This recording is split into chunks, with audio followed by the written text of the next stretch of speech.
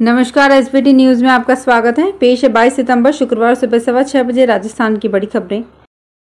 Canada के प्रधानमंत्री Justin Trudeau के बयानों के बाद कनाडा ने भारत में अपने राजनयिक मिशनों में राजनयिकों की संख्या कम करने की घोषणा की है। साथ ही ये भी कहा है कि भारत में उसका दूतावास और वाणिज्य महादूतावास काम करते रहेंगे।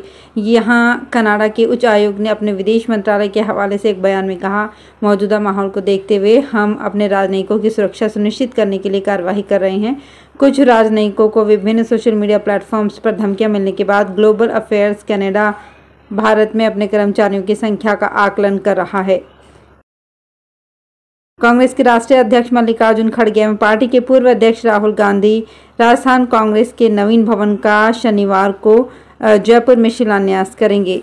प्रदेश कांग्रेस कमेटी के महासचिव एवं प्रवक्ता स्वर्णिम चतुर्वेदी ने बताया कि खड़गे और राहुल गांधी प्रदेश कांग्रेस कमेटी के मानसरोवर स्थित नवीन भवन के शिलान्यास के लिए 23 सितंबर को जयपुर आएंगे और वे करीब 11:30 बजे इसका शिलान्यास करेंगे।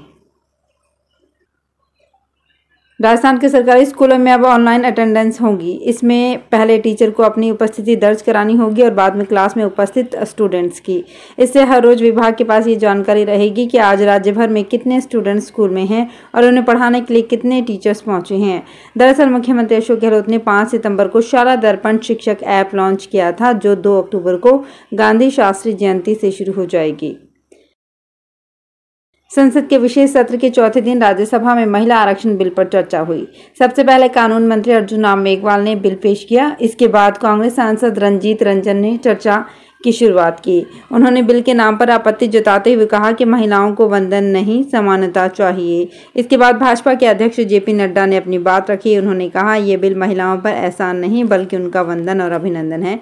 अगर ये बिल आज पास होता है तो 2029 तक 33% महिलाएं सांसद बनकर आ जाएंगे। वहीं खड़गे ने कबीर का दोहा काल करे सो आज कर सुनाया और तुरंत आरक्षण लागू करने की मांग की।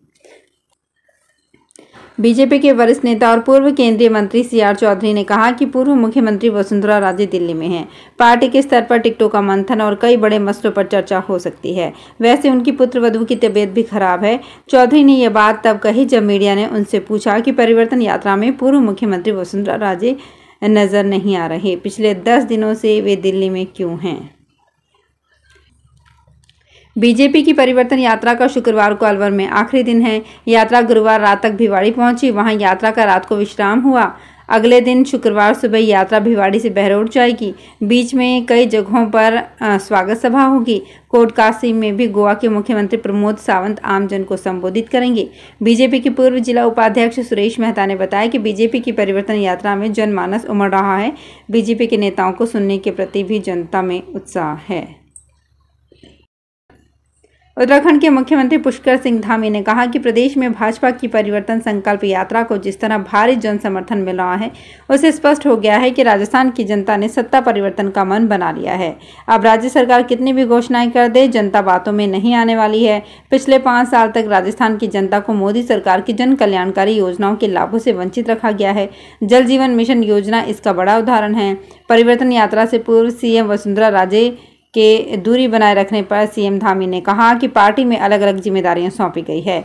राजे की कल ही फोन पर यात्रा के संबंध में उनकी बात हुई थी। पार्टी में गुटबाजी के सवाल पर उन्होंने कहा कि भाजपा बड़ी पार्टी है, छोटी मोटी बातें चलती रहती है। राजस्थान में बिजली संकट के बीच राहत की खबर है। पिछले 4 साल से बंद पड़ी धौलपुर गैस विद्युत तापीय परियोजना से फिर से बिजली उत्पादन शुरू हो गया है। परियोजना की 110 मेगावाट क्षमता की एक इकाई से गुरुवार सुबह 4:30 पर उत्पादन शुरू हुआ। इससे प्रतिदिन करीब 26,50,000 यूनिट बिजली उपलब्ध हो सकेगी। इस परियोजना की बंद पड़ी 2 यूनिटों को भी 30 सितंबर से पहले चालू करने की तैयारी है। राजस्थान पीसीसी सचिव हरवंश सिंह गुरुवार को डूंगरपुर जिले के 1 दिवसीय दौरे पर रहे। उन्होंने सर्किट हाउस में डूंगरपुर विधानसभा क्षेत्र के प्रमुख कांग्रेसी नेताओं और कार्यकर्ताओं की बैठक ली। बैठक में राहुल गांधी के जयपुर दौरे और आगामी विधानसभा चुनावों को लेकर उनसे चर्चा की। पीसीसी सचिव हरवंश सिंह गुरुवार को डूंगरपुर जिले के 1 दिवसीय दौरे पर पहुंचे। सर्किट हाउस में सुबह 11:30 बजे से हरवंश सिंह ने कार्यकर्ताओं का इंतजार किया। 12:30 बजे सबसे पहले पूर्व विधायक लाल शंकर घाटे और पूर्व प्रधान राधा देवी पहुंचे। कार्यकर्ताओं के समय पर नहीं आने पर पीसीसी सचिव ने आपत्ति जताई। जैसलमेर में 1,75,00,000 रुपए की कीमत से हनुमान चौराहे पर बना नेहरू पार्क उद्घाटन का इंतजार कर रहा है। करीब 2.5 साल हो गए बने हुए, उसके बाद भी अभी तक इसका विधिवत उद्घाटन नहीं हो पाया है। पार्क में लगी जवाहरलाल नेहरू की मूर्ति भी कपड़े से ढकी है। पार्क में लगे म्यूजिकल फव्वारे भी बंद हैं और कई तो खराब भी हो चुके हैं। इन सब के बावजूद भी सरकार द्वारा इसका विधिवत उद्घाटन नहीं होने से ज्यादातर लोग इसका फायदा नहीं ले पा रहे हैं। सिरोही भाजपा जिलाध्यक्ष सुरेश कोठारी ने लोकसभा में महिला आरक्षण विधेयक पास होने पर प्रधानमंत्री नरेंद्र मोदी का धन्यवाद दिया। उन्होंने कहा कि इस विधेयक ने हमारे देश में राजनीतिक विचार विमर्श को बदल दिया है। कोठारी ने कहा कि प्रधानमंत्री नरेंद्र मोदी के नेतृत्व में देश आज हर क्षेत्र में महिलाएं प्रभावशाली नेतृत्व करके देश को गौरवान्वित कर रही हैं। प्रधानमंत्री मोदी के नेतृत्व में नारी शक्ति वंदन विधेयक प्रस्तुत कर मोदी सरकार सच्चे अर्थों में नारी शक्ति को उनका अधिकार देने जा रही है। केंद्रीय निर्वाचन आयोग के निर्णय के बाद अब राजस्थान में अगले विधानसभा चुनाव में 18 लाख से ज्यादा वोटर्स घर बैठे वोट दे सकेंगे। इन वोटर्स को आयोग की तरफ से घर बैठे वोटिंग की सुविधा दी जाएगी। ये सुविधा 80 साल या उससे बड़ी उम्र के बुजुर्ग वोटर्स के अलावा विशेष योग्य जन श्रेणी को मिलेगी। ये पहली बार होगा जब वोटर्स को ये सुविधा दी जाएगी। अब तक सभी तबके के सामान्य वोटर्स को मतदान के लिए पोलिंग बूथ पर जाना पड़ता था।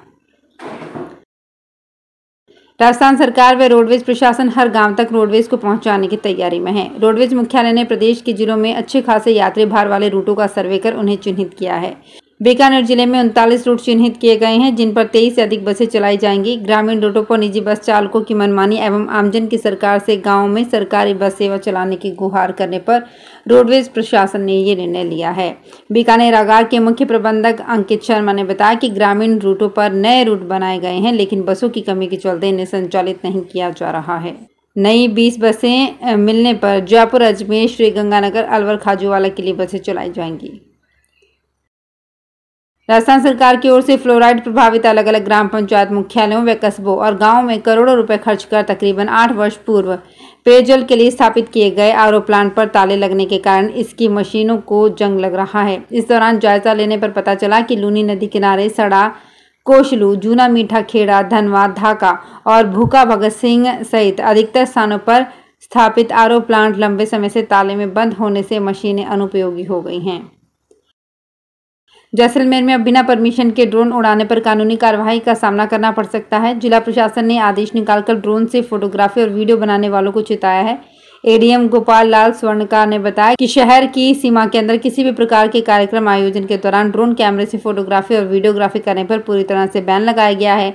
यदि कोई भी व्यक्ति बिना प्रशासनिक परमिशन के ड्रोन कैमरे से फोटो और वीडियोग्राफी करते पाया गया तो उसके खिलाफ कानूनी कार्रवाई की जाएगी। तो फिलहाल इस बुलेटिन में इतना ही। फिर हाजिर होंगे कुछ और बड़ी खबरों के साथ।